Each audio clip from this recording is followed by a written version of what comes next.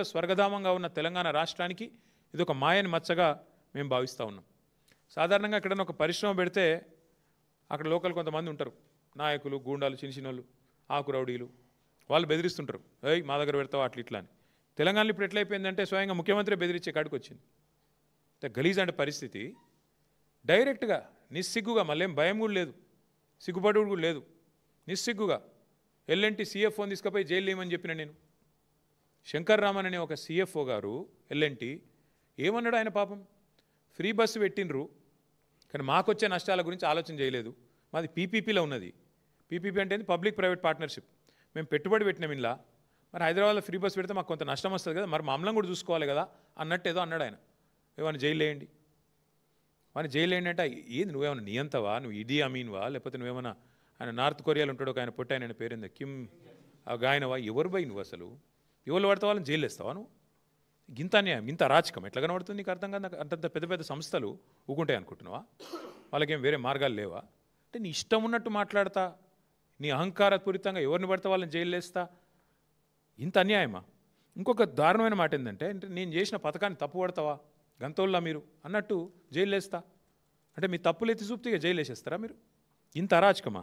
సమస్యను సామరస్యంగా ముఖ్యమంత్రి అంటే ఆయన పరిష్కరించాలి. వార్నింగ్లు ఇచ్చుడు, డాగేసుడు, కచ్చా డాగులేసుడు, ఉంటావా పోతావా అని ఇంకా బెదిరించండి. ఇంకో పేపర్లో చూపెడతానండి మీకు కావాలంటే. ఓ స్పీచ్లో చెప్తున్నాడు ముఖ్యమంత్రి, ఎల్ఎన్టీకి కేసీఆర్ అంటే కేటీఆర్ అంటే ఇష్టం ఉండొచ్చు కానీ ఇప్పుడు ముఖ్యమంత్రి రేవంత్ రెడ్డి యాద పెట్టుకోండి అంటే ఇక ఓపెన్ దాదాగిరి. వాళ్ళేమైనా మా చుట్టాలా, వాళ్ళకేమైనా మాకు వ్యాపార భాగస్వామ్యం ఉందా? ఎల్ఎన్టీకి నేను కేసీఆర్ గారు ఎందుకు ఇష్టం ఉంటామండి నాకు అర్థం కాదు. ఆయన తిక్కలోడు కానీ వాళ్ళ మీద డాగేసుడు, ఇదంతా ఎట్లుందంటే ప్యాటర్ను. ఏం జరిగింది ఇవాళ మాకు అర్థమైన కాడికి చివరికి ఆఖరికి ఆ సంస్థ మా వల్ల కాదు ఇక్కడ తెలంగాణ వ్యాపారం చేయడం అని చెప్పి పారిపోయే పరిస్థితి వచ్చింది. ఎందుకు? దీని వెనకాల లోతైన కుట్ర ఉంది. ఎల్ఎన్టీ మీద ముఖ్యమంత్రి గారి పగ ఈరోజుది కాదు. మేడిగడ్డ బరాజులో 2 పిల్లర్లు కుంగినాయి, 7th బ్లాక్లో 2 పిల్లర్లు కుంగినాయి. ఇది అక్టోబర్ 2023లో. ఆ సంస్థ ఏం చేసిన తర్వాత కాంగ్రెస్ ప్రభుత్వం వచ్చినాక వీళ్ళు పిలిస్తే ముందుకు వచ్చి రాష్ట్ర ప్రజల మీద రూపాయి భారం పడకుండా మేము పునర్నిర్మాణం చేస్తాం 7th బ్లాక్ అని వాళ్ళు ముందుకు వచ్చారు. ఈయన కోపం అది. మేడిగడ్డ కొట్టుకపోవాలని నేను చూస్తుంటే కాళేశ్వరం కూలేశ్వరం అయిపోయిందని చెప్పి నేను రోజు మొత్తుకుంటే నాకు లాభం అవుతుంది, కాళేశ్వరం ప్రాజెక్టును బద్నాం చేసి బతుకుదాం అనుకుంటే వీళ్ళు వాళ్ళ సొంత పైసలు పెట్టి రూపాయి అవసరం లేకుండా రాష్ట్ర ప్రజల మీద భారం పడకుండా ఎల్ఎన్టీ సంస్థ మొత్తం కడతానని వస్తే ఇక నేను ఇన్రోల్ చేసిన ప్రచారం అంతా చిల్లర ప్రచారం అని తేలిపోతుంది కదా అనేది ముఖ్యమంత్రి గారి దుగ్ధ. అక్కడ స్టార్ట్ అయింది పంచాయతీ.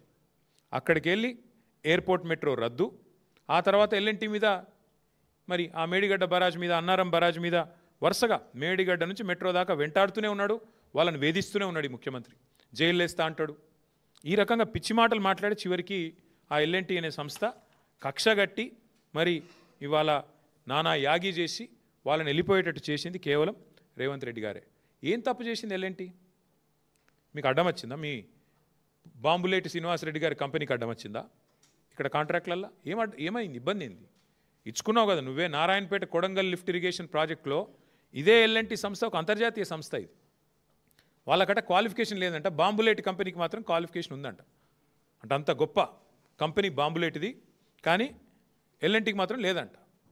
అట్లా ముఖ్యమంత్రి గారు కక్షగట్టి ఆయన సొంత నియోజకవర్గంలో ఉండే నారాయణపేట కొడంగల్ వరకు కూడా ఎల్ఎన్టీని కావాలని టెక్నికల్గా డిస్క్వాలిఫై చేయించి ఇన్సల్ట్ చేసి మీరు మా రాష్ట్రంలో నేను ఉన్నంత కాలం పనిచేయడానికి వీల్లేదు అని చెప్పి కక్షగడితే చివరికి వాళ్ళు ఈయనకు వంత పాడకపోతే, మేడిగడ్డ కొట్టుకపోతుంది అని నువ్వు చేసే చిల్లర ప్రచారానికి వంత పాడకపోతే అది రిపేర్ చేయొచ్చు, ఆ రిపేర్ కూడా మేమే చేస్తాం 250 కోట్లు పెట్టి అని చెబితే నీకు నచ్చక వాళ్ళకు కాంట్రాక్టులు దక్కకుండా చేసి, వాళ్ళను బతకనీయకుండా చేసి, సంస్థ లాభాలకు వెళ్ళి నష్టాలకు పోయేటట్టు చేసి చివరికి ఈ రకంగా ఎలగొట్టిండి. వాళ్ళ మెడలు పెట్టి నూకేసినట్టు ఒక రకంగా చెప్పాలంటే.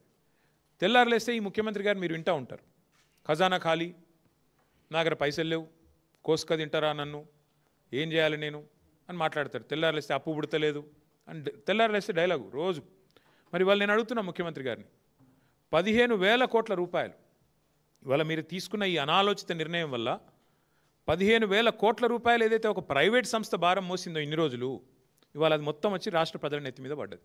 నీ అనాలోచితమైన నీ తప్పుడు విధానాల వల్ల, నీ బ్లాక్మెయిల్ రాజకీయాల వల్ల, నీ అహంకారపూరితమైన నియంతృత్వ పోకడల వల్ల ఇవాళ ఒక ప్రైవేట్ సంస్థ గత 12 ఏళ్ళుగా 13 ఏళ్ళుగా మరి ఏదైతే ఆ భారం అంతా మోస్తూ ఫస్ట్ ఫేజ్ అంతా కట్టిందో ఇంకా 70 దాకా కూడా వాళ్ళకు ఒప్పందం ఉందో ఒప్పందం ప్రకారం వాళ్ళే మోయాలా.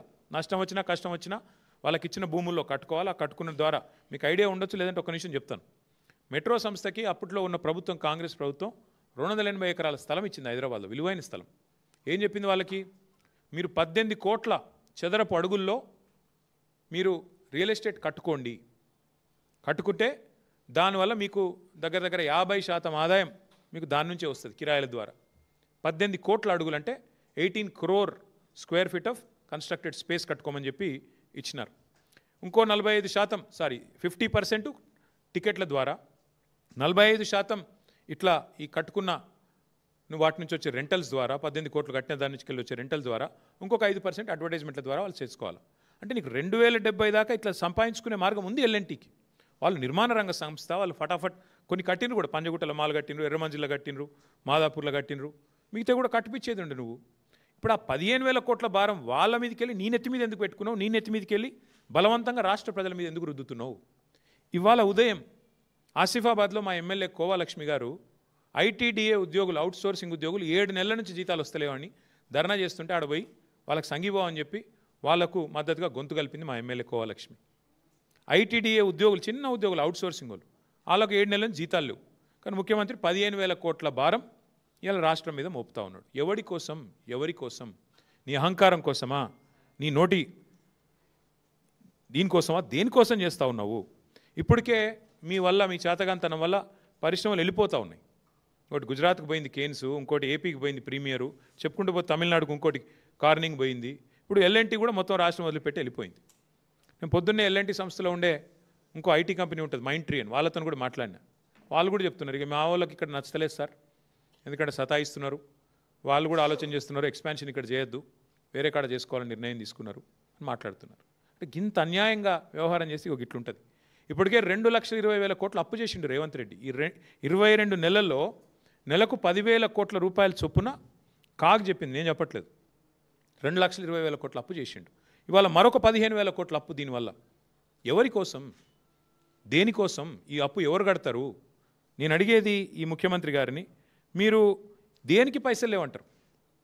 ఆర్టీసీ కార్మికులను ఆదుకునేందుకు పైసలు లేవు, ఉద్యోగస్తులకు డిఏలు ఇచ్చేందుకు పైసలు లేవు, రిటైర్డ్ అయిన ఉద్యోగులకు రిటైర్మెంట్ బెనిఫిట్స్ ఇచ్చేందుకు పైసలు లేవు, 6 గ్యారంటీల అమలుకు పైసలు లేవు.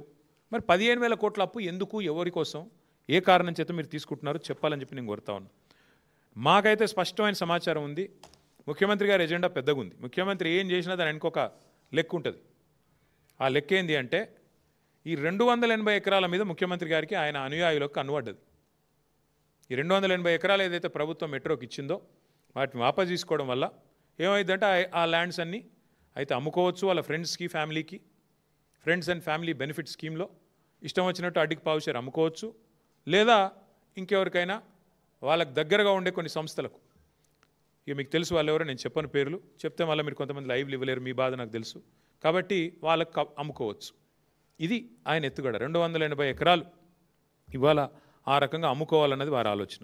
అట్లాగే కొన్ని మాల్స్ ఉన్నాయి కట్టి, ఇక ఆ మాల్స్ని ఏం చేస్తారో, వాటిని ఎవరెవరికి రాసుకుంటారో, అడ్డగోలు దోపిడీకి ఎట్లా తెరదీస్తారో మీరు చూస్తారు. 20 నెలల్లో ఒక ఇటుక పెట్టలేదు, ఒక యూరియా బస్తా ఇవ్వలేదు, కానీ 15,000 కోట్ల అప్పు మాత్రం మోస్తాం అని చెప్పి. ఇంకా విచిత్రం ఏంటంటే నాకు చాలా ఆశ్చర్యం అనిపించింది. చెప్పేటోళ్ళకి లేదు కానీ రాష్ట్రాలకు అయితే ఉండాలి కదా. ప్రభుత్వ చేతికి మెట్రో, ఇన్ని రోజులు ప్రభుత్వం చేతిలో కాకపోతే ఎవరి చేతిలో ఉంది మెట్రో? కొద్ది రాసేటప్పుడు చూసుకొని ఆలోచించుకొని రాయాలి కదా. పీపీపీ అంటే ఏంటి? Public private partnership. Metro is always been with government. ఇప్పుడు ఓఆర్ఆర్ మీద ఎవడో పనికి మళ్ళీ రాస్తాడు, ఓఆర్ఆర్ ప్రైవేట్ వాళ్ళకి అమ్మేసిండ్రు, అనేటోడు అంటాడు రాష్ట్రాలకు ఉండాలి కదా. అమలే స్వామి లీజు, అది లీజే, ఇది లీజే. జిఎంఆర్ ఎయిర్పోర్ట్ కూడా లీజ్ మీదే ఉంది, మళ్ళీ అల్టిమేట్ గవర్నమెంట్కే వస్తుంది. ప్రజల సంపద అది, అది రేవంత్ రెడ్డిదో, కేటీఆర్దో, ఇంకోళ్ళదో వ్యక్తుల సంపద కాదు. ఓఆర్ఆర్ అయినా లీజ్కే ఇచ్చాము, మెట్రో కూడా మనం లీజ్కి ఇచ్చిందే కాంగ్రెస్ ప్రభుత్వం, జిఎంఆర్ ఎయిర్పోర్ట్ను కూడా ఆనాడు చంద్రబాబు గారి ప్రభుత్వం లీజ్కి ఇచ్చింది. కాబట్టి ఇవన్నీ కూడా లీజులు తప్ప ఇది ఎవరో అమ్మినరు, ఇంకోరెవరో తిన్నారు, అవన్నీ డబ్బులు వెనకాల వేసుకున్నారు, ఇట్లాంటి పనికిమాలిన మాటలు కరెక్ట్ కాదు. కానీ ఇవాళ రేవంత్ రెడ్డి గారి నిర్వాహకం ఎంత దరిద్రం అంటే, ఈ 15,000 కోట్ల అప్పు, అనవసరపు అప్పు రుద్దుతుంటే దాని మీద అందంగా రాస్తారు. ఏమని?